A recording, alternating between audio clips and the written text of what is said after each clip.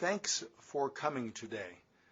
I have come to talk about one of the greatest causes of our generation, and that is how to strengthen and to save Social Security for generations to come. I know this is an issue that some would rather not be talking about.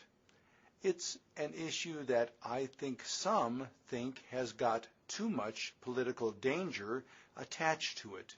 And so, therefore, let's just kind of maybe move it down to the next group of people coming to Washington. Or maybe things will get better by ignoring it. That's not what I think.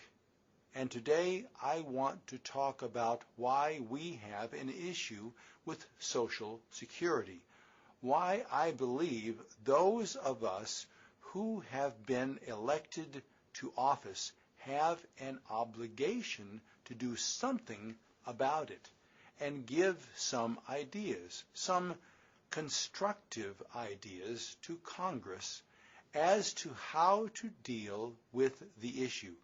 And then I want others to share with me their ideas. First, let me tell you how much Social Security has meant for generations of Americans. I mean, Franklin Roosevelt, in thinking boldly, envisioned a Social Security system where Social Security would help seniors with their retirement. And the system worked for a lot of people, and it's been an incredible achievement if you think about a piece of legislation being relevant for nearly 70 years. The problem is that times have changed since 1935.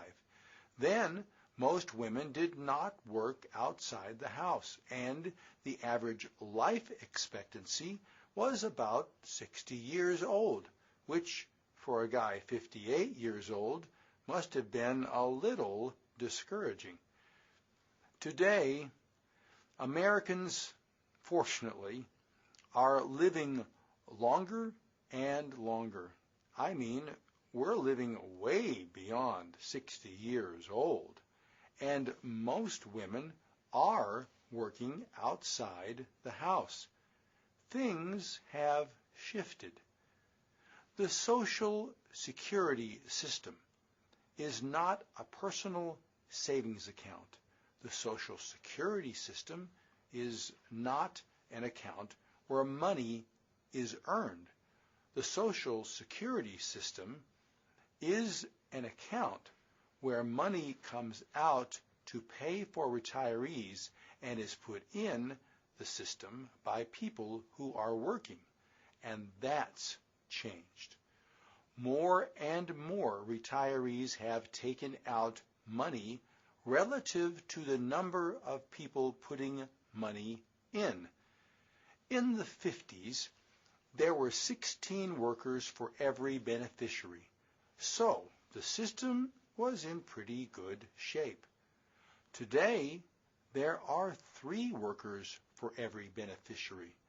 Relatively quickly, there is going to be 2 workers for every beneficiary, and that's a problem.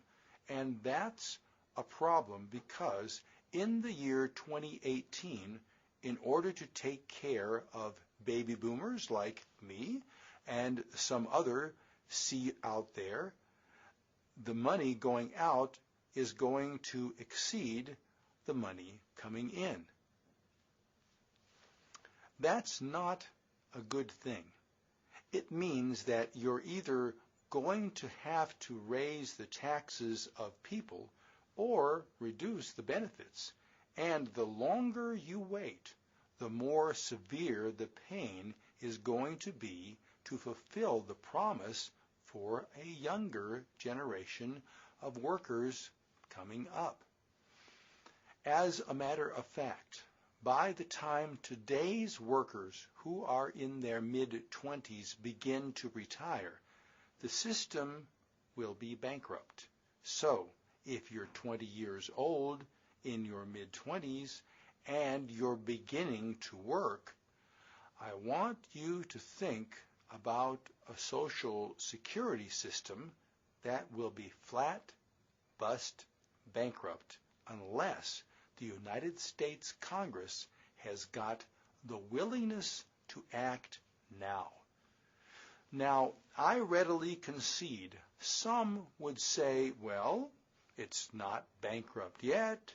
Why don't we wait until it's bankrupt? The problem with that notion is that the longer you wait, the more difficult it is to fix.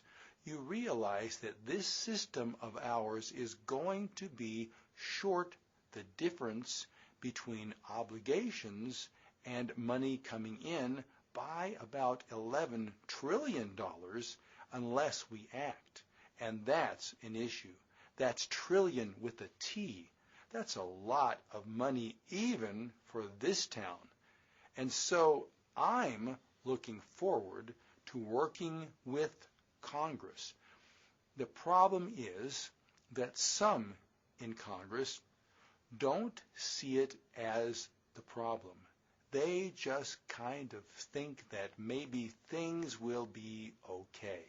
But the structure of Social Security is such that you can't avoid the fact that there is a problem, and now is the time to get something done.